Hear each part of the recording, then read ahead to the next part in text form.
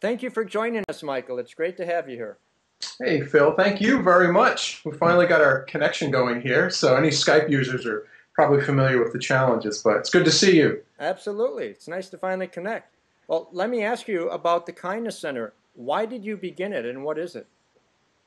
The Kindness Center, we started in 2007, and well, basically before that, I was a professional photographer for 16 years. I had a wonderful career in photography, but my passion was always the field of personal and spiritual growth. And like so many people in life, I was searching for basically the secret to happiness. You know, what was that one thing that would give you a sense of just fulfillment and inner peace and authentic, real happiness. And like many people, I searched for much of my life. And it was in early 2007 that I kind of had my own little epiphany that kindness was the secret to happiness. I noticed three profound things: that when I was thinking kind thoughts, speaking kind words, and acting in kind ways, that all of my fears, my frustrations, my anger, anything negative that I was experiencing, it just completely dissolved. So that inspired me to begin the Kindness Center, which of course my family and friends thought I had lost it. A 16-year career in photography, very successful, and yeah, I'm opening this thing called the Kindness Center. I'm going to change the world, and it's going to be great. But it was a pretty amazing. It's been an amazing journey so far in the last year and a half. Well, what is the mission of the Kindness Center? Very simple. My personal mission and everything we do here is to inspire the world to adopt kindness as a way of life. Random acts of kindness are something that people often think about. You know, they think just occasionally doing something for someone, which is absolutely wonderful, and we're all about that. But my goal is to help people to see it as a lifestyle, as something that, whether it's your relationship, you're in traffic, the way you treat people that serve you, whether it's in a restaurant. So to become have like a kindness consciousness where everything you do is done from the heart. Okay. Well, you spoke about an epiphany a couple years ago, and I understand that epiphany had to do with a turtle and a farmer. Can you tell that story? Oh man, that's a long story. I'll give you the condensed version. It was just a very ordinary day in the spring of 2007. My wife and I were going for a drive. There was a garden country show that she wanted to attend, and I said that I'd go with her if she wouldn't mind driving, because I had my pile of. I'm not the type of guy that reads one books. You know, I'll grab, okay, here's a Wayne Dyer, here's a Deepak Chopra, here's a Dalai Lama, and I carry them around with me with a journal, creating my own recipe for what I was hoping would be happiness. And so I'm in the car, and I'm just kind of going through my books and doing my thing, and all of a sudden the car just swerves violently all over the road, and I drop my stuff, and I look back, and I'm like, what just happened? And there was a turtle that was in the middle of the road.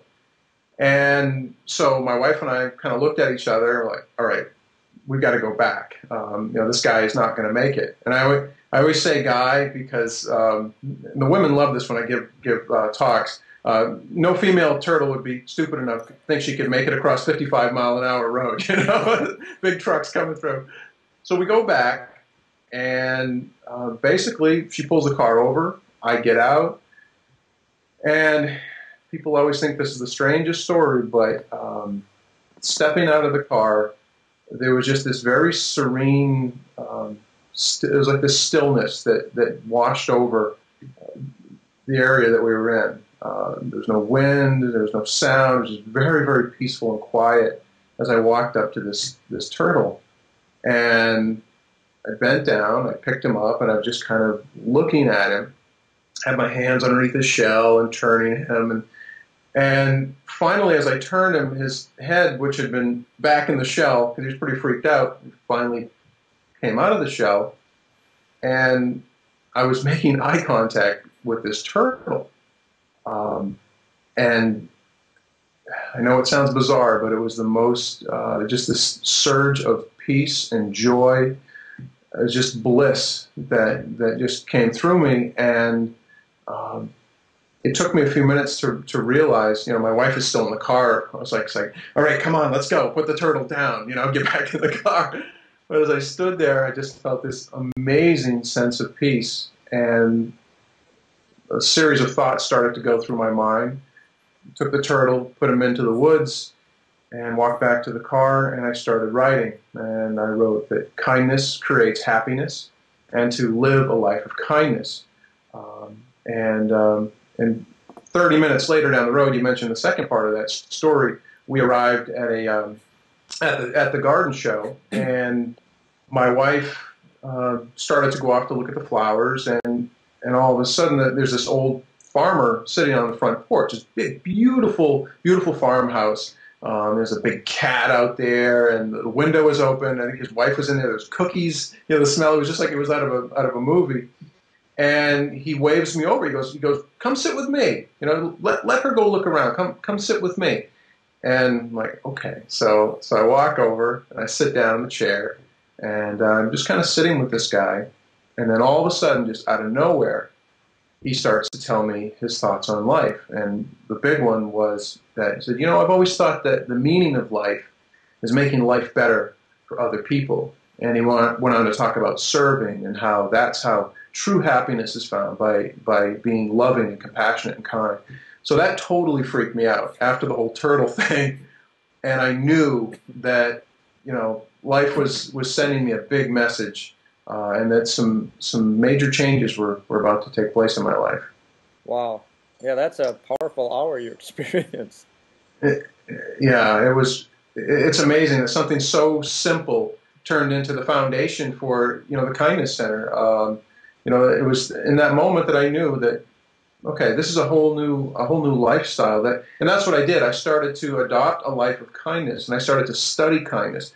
And I found that it wasn't just a warm and fuzzy way of being nice, but there was just so much more to it. There were just all these different elements that if you take kindness and you break it down, it has these beautiful, beautiful principles like patience and being attentive and authentic, and being charitable, compassionate. It was mind-blowing. And I started to live those things, and it completely changed my whole life. So as far as your philosophy of living a kinder life, that relates to the tagline of the Kindness Center, which is change your heart, change your life, change the world.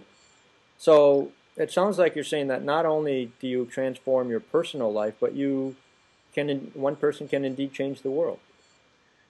Absolutely. And I know that's the big fluffy thing that a lot of people say, change the world. But I really, with all my heart, believe that. That's why I get up every single day, not thinking that I can personally change the whole world, but my goal is to inspire others to adopt this way of living, and then it will change the world ultimately. If we're all thinking kind thoughts, speaking kind words, acting in kind ways, if we're kind to ourselves, to others, and to the earth, everybody wins. Everybody wins. So you think there's something innate in people that responds to the message of kindness that you're delivering? Well, it's a universal language. It's something that it makes no difference if you're a Christian, Buddhist, atheist. Everybody understands the language of kindness because it's a language of the heart. And it's my personal belief that when we arrived in this world, that's all we were, was love and kindness and compassion. All of the negative habits that many of us experience, I feel that they're conditioned. I don't think that's our true self. It's not our true nature. So it's not so much that I try to teach people to be something, but rather I try to remind them of who they already are. Okay. And that's been very effective, because when you tell, especially when I go to give a program on kindness, the boss, hires me to go in, and the employees know, okay, this guy called the kindness guy is coming in. They're thinking, all right, we're all misbehaving or something. And I